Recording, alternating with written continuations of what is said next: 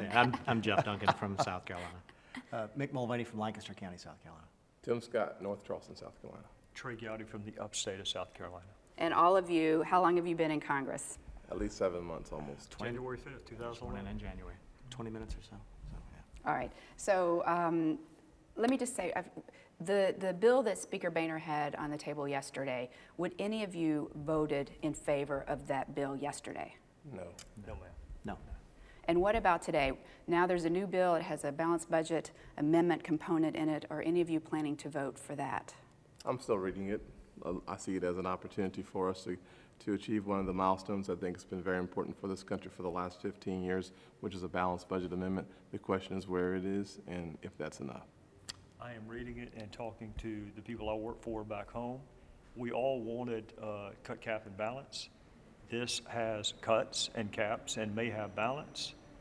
And I applaud the Speaker for a willingness to listen last night and for moving in this direction. Ultimately, whether it is transformative enough for me to be able to vote for is going to depend on what I hear from the people I work for.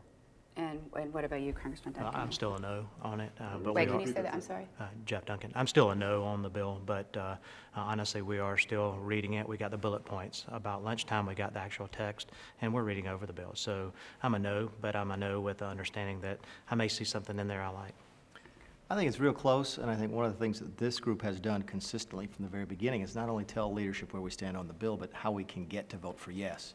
And I think we all mentioned to leadership today that if they would simply move the balanced budget amendment to the first piece of the debt ceiling, then not only would we vote for it, but I have a feeling there's another dozen or so folks who would be eager to vote for it. So again, it's not just a question of what you would, how are you going to vote on this bill, but what are you doing to trying to advance the process?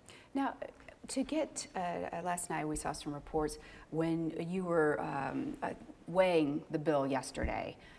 Did you talk together? Can you tell me about that process? Obviously, you've kind of been a united front here with Congressman Wilson. I mean, what did you do? You talked. I saw also that you actually sat down and prayed in the chapel. Can you tell me a little bit about what that was like last night and how you kind of got to that point? I went over to the Capitol yesterday evening about 6 o'clock. They were scheduled the votes about that time, and I got over there and found out they had canceled them or postponed them at that point. And so I went over to the members' chapel to pray, and I got a text from Mick. He said, "Where are you?" And I said, "I'm in the chapel." He said, "Wait on me, I'm gonna come too." And he ran into Tim, brought him along. I don't know how Trey got out of that mix, but it was instantaneous, spur of the moment, extemporaneous, I guess. And so we did. We spent some time talking and praying and looking at the Word for some confirmation. And what did you take away from that? And if you don't want to, if this is too personal, I apologize. And I don't. But when you're looking for guidance and divine guidance, what were you praying for? I mean, I think there's a scripture, James, 1st chapter, 5th through the 9th verse, says that if any man lacks wisdom, let him ask of God who gives to all men liberally, and be not like a wave of the sea. And part of the challenge of being here is listening to both sides of the argument and becoming like a wave of the sea, tossed to and fro. And it says a double-minded man will receive nothing. And so what I was looking for is clarity. I want wisdom and courage, and the thing I admire most about my three colleagues, whom I frankly didn't know very well until we took the oath of office in January, is a willingness to lose.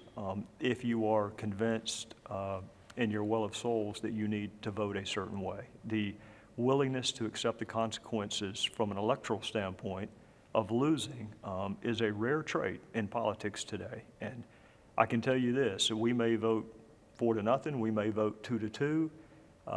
It will be after we have discussed it thoroughly. Iron sharpens iron. We will debate one another, especially the two that went to law school. And ultimately try to have a respect for the fact that reasonable minds can differ. But when you have access to three minds like this, you're crazy not to take advantage of it. I think folks lose sight of the fact that we have voted separately in the past. Just because we spend a lot of time together and we confer with each other and we are very, very close friends and supportive of each other, we have voted differently in the past. Yeah. But we're still united. That there are really good reasons for really reasonable people, smart people to disagree on many issues up here. So many issues are so close. But the fact that we might have a 2-2 vote, a 3-1 vote, doesn't mean that we're not united. It simply means we came to different conclusions. Let me ask you, George, if you could also, I want to kind of do a survey here too.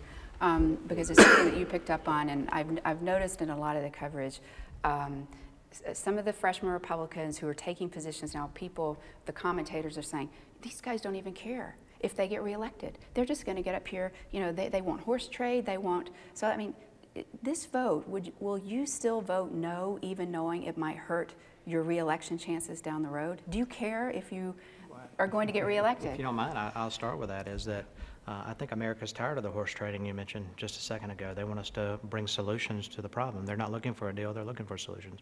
And so that's what we're looking for. We come from a very conservative state, and those folks sent us here as a new freshman delegation to bring solutions and really fight for the values and things that people in our state believe in. And so I believe that's what we're doing. And if that means that we don't get reelected, so be it. I think the people back home sent us up here to do exactly what we're doing, and that's challenge leadership and challenge our body on whether they're doing things right or not. So. Yeah, I mean, I think we do care that we get elected or reelected. The real question is, do we care enough to put aside our values? Do we sell ourselves out for something that is more important than our own integrity? And I think that's where you draw the line. We don't care enough to become something that we're not in order to be reelected. Right. I care enough about running for reelection because I plan to run for reelection, but I don't care enough about winning reelection, and I have to become something that I'm not in order to win. It's just not worth it. I care more about being respected than I do reelected. And one of the luxuries of already having had the best job you'll ever have, which is being a prosecutor, is it does give you the liberty to vote your conscience, because ultimately, if I'm known for anything professionally, it will be a 16-year-long prosecutor. And the worst thing they can do to me is send me back home to a wife I love and 2 children I miss, and I'm okay with that. I want people to respect me and respect the process that I go through, and ultimately, if that means my votes are incongruent with my constituents, I shouldn't come back, and I'm okay with that. Now, let me ask you guys again. And again, in the old days, business as usual, let's give you a good committee assignment, or maybe we can talk about something in your district. You guys don't seem to be budging. What if you were going to get a better committee assignment? Would that change your mind?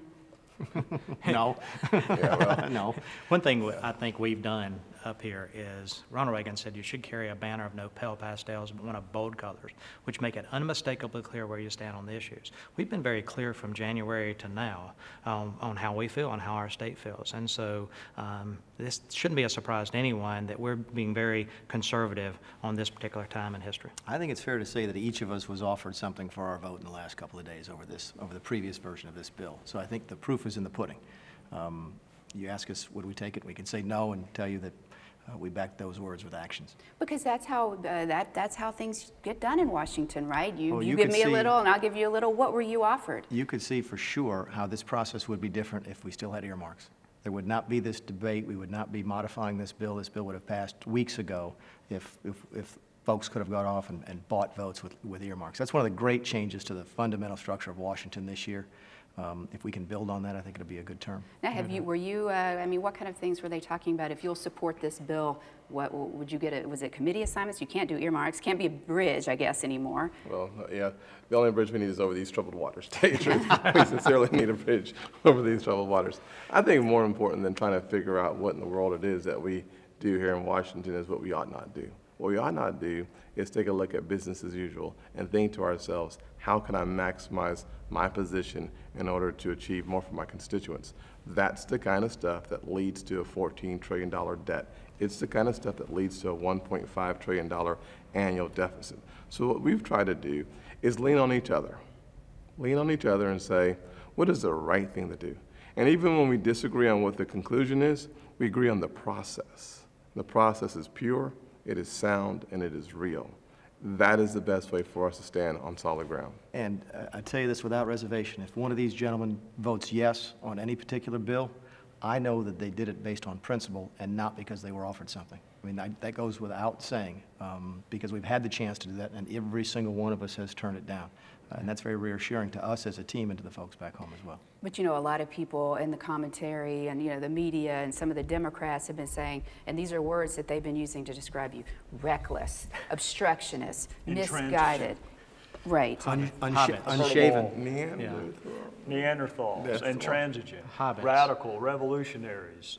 Revolutionaries too? If But are you wanting- worried that, the narrative, your refusal to go along could send the country into a spiral of default and plunging stock markets and escalating mortgage prices? What is one person's intransigence is another person's deeply held conviction. So I can tell you the people back home know us. People across the country obviously do not, but people back home know who we are, and if we take a position, it is because we have thought about all the different variables, and we've analyzed it and weighed it fairly, and we've reached this conclusion. The national narrative is that we are a bunch of prosimians who are walking around and barely upright, but I can't change that. I can tell you that what some people confuse for radical, others just consider to be a balanced budget. Well, the real question is, what is the definition of radical? When you think about where we are today as a country, is it radical to have $14 trillion of debt? I say the answer is yes. I was raised in a single-parent household by a mom who had to work 16 hours a day. She'd come home at 11:30 at night, and she'd sit down, and we'd write out the bills. And when the money stopped, she didn't have the luxury of a credit card. We had to stop spending. And we had some very difficult choices to make growing up. I look at this place called D.C., and I say to myself, does my nephew have a better prospect for success than I did? And if the answer is not yes, if radical means we need to balance our budget over a 10-year process, if radical means that we need to rein in our spending over the next decade, the radical means that we need to have spending caps that allow us to glide down, I want to know where radical finds its definition in the dictionary. But how is it, and playing the devil's advocate, how is it good for the economy and for the country to have the United States default? It's not. It's not going to, yeah. It's not. The bottom line is we have $2.5 trillion worth of revenue that's coming in over the next 12 months, so we have enough money to pay our interest only, what we have been doing. We could pay our Social Security, we could pay our veterans, we could pay our military, we could pay our Medicare. So the bottom line is the game of chicken that we're playing is not based on the essentials of this government's responsibility. And at the same time, the August 2nd deadline is an artificial deadline, and we feel like, to a certain extent, we're being pressured into rushing into making decisions when we really don't need to. And I think it's a false dichotomy. I've not met a soul that wants default, contrary to the national narrative. I really have not met a soul that wants to see what the day after August 2nd looks like. Here's the real dichotomy. Is it default or downgrade? And if we don't bend the spending arc, we're going to be downgraded, which means a tax, if you will, on everyone with higher interest rates. So that's what the debate should be.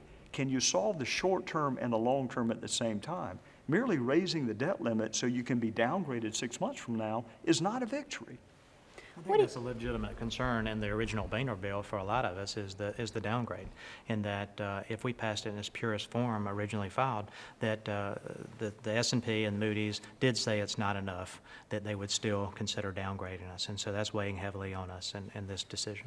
And let me ask, speaking of Speaker Boehner, what do you think of Speaker Boehner's leadership on this? Do you still support him even though you don't agree with him? He has been absolutely wonderful.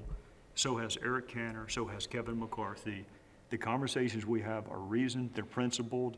My arm has not been twisted, my knees have not been capped.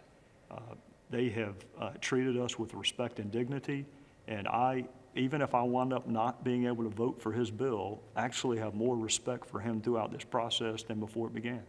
Do you support Speaker Boehner? There's already talk that he's been badly hurt by this. Maybe his speakership is in peril. Is that alarmist?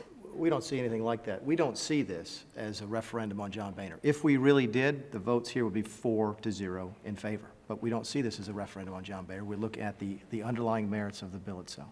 Yeah, really only the talking heads on the TVs are talking about this being a mandate on his leadership. It's not. We all support the Speaker. I think he's been a stalwart in this whole process. He's been a champion for conservative principles. I may be a little more conservative than him, but I cannot say that Speaker Boehner has done anything wrong in this whole process. I actually think that Speaker Boehner is in his finest hour.